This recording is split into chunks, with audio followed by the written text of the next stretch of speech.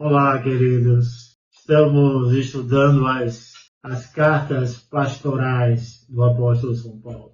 Já estudamos a primeira carta a Timóteo. Hoje nós vamos estudar a segunda carta do apóstolo Paulo a Timóteo. E por último, nós vamos estudar a carta do apóstolo Paulo ao seu amigo Tito. Antes, porém, faça a sua inscrição no canal e divulgue este canal para os amigos, grupos da sua igreja, familiares, queridos. Seja um instrumento de Deus para a salvação de outras pessoas. Segundo Timóteo, essa lição tem como propósito considerar a importância de viver com Cristo para combater o bom combate. Apreciar a dependência de Deus acima da autossuficiência humana. Transmitir um legado que leve outros a conhecer e glorificar a Cristo. A última carta escrita pelo apóstolo Paulo foi a segunda carta a Timóteo. O ministério de Paulo estava praticamente finalizado e ainda preso em Roma.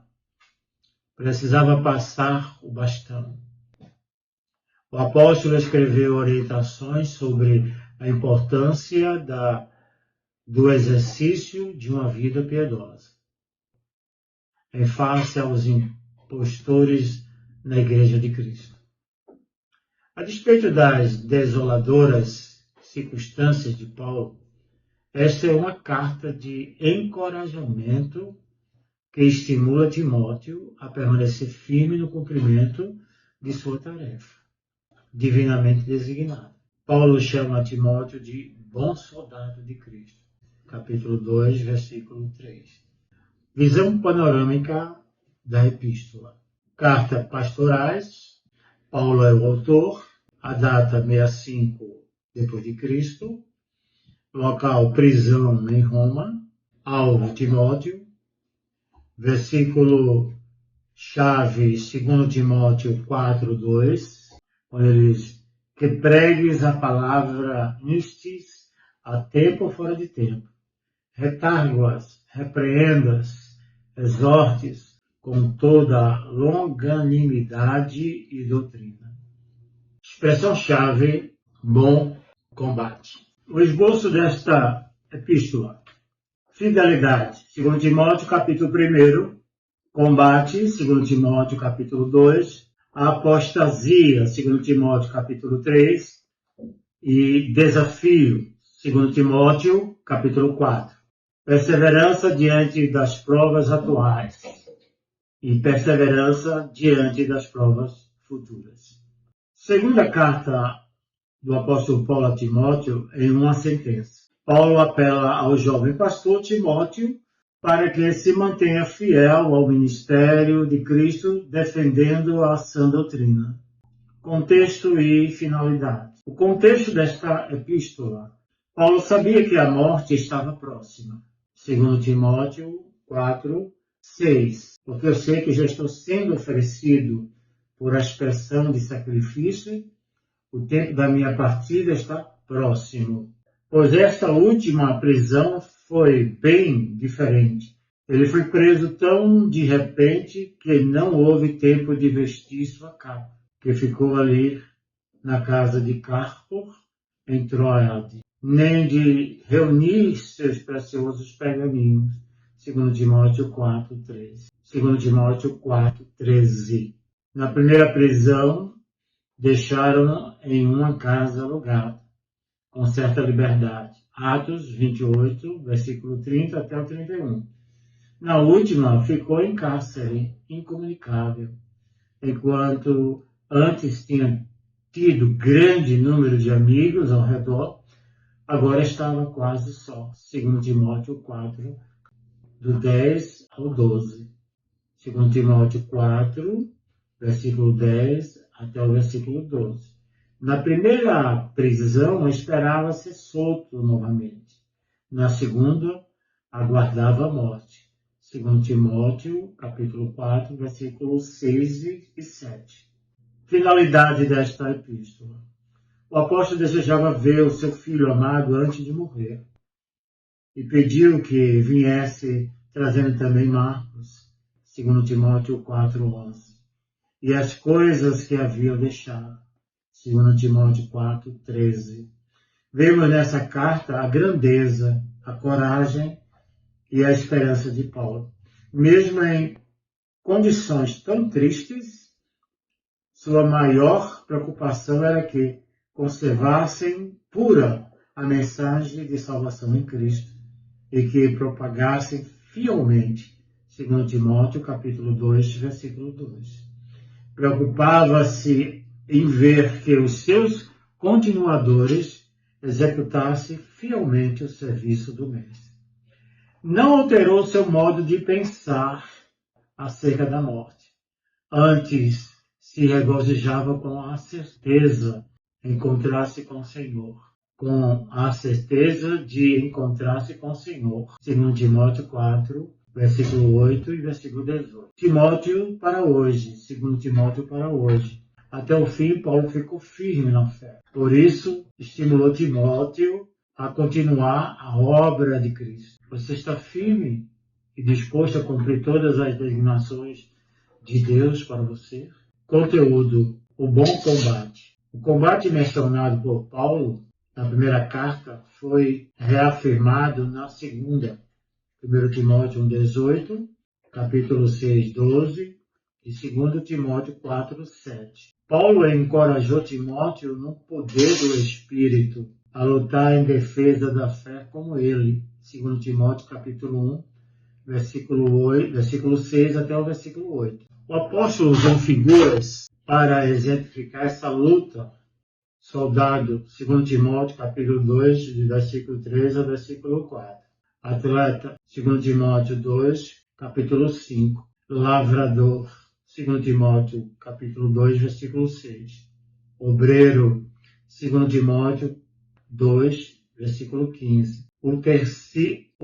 Utensílio, 2 Timóteo 2, versículo 20. Servo, 2 Timóteo, capítulo 2, versículo 24 a 26. O contraste declarado.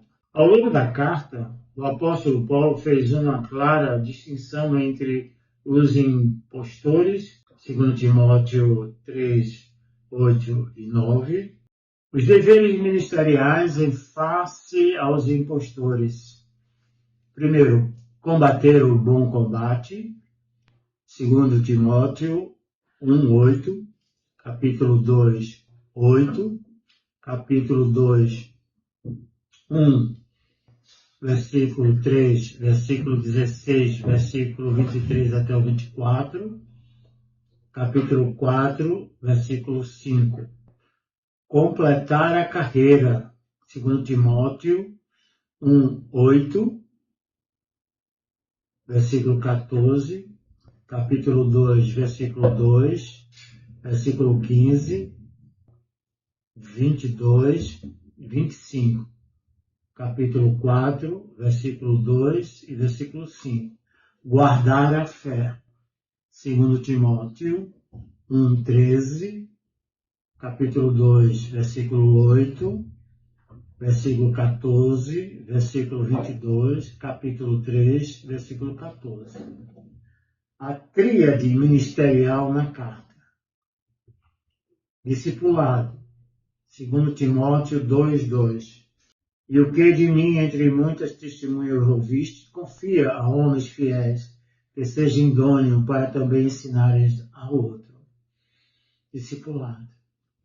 Nós fomos chamados para discipular, para pregar a palavra. Não apenas ser ouvinte da palavra, mas ser praticante da palavra. Discipulado. Dedicação, 2 Timóteo capítulo 2, versículo 13. Se formos fiéis, ele permanece fiel. Não pode negar a si mesmo. Dedicação. Diligência, 2 Timóteo 2, 15.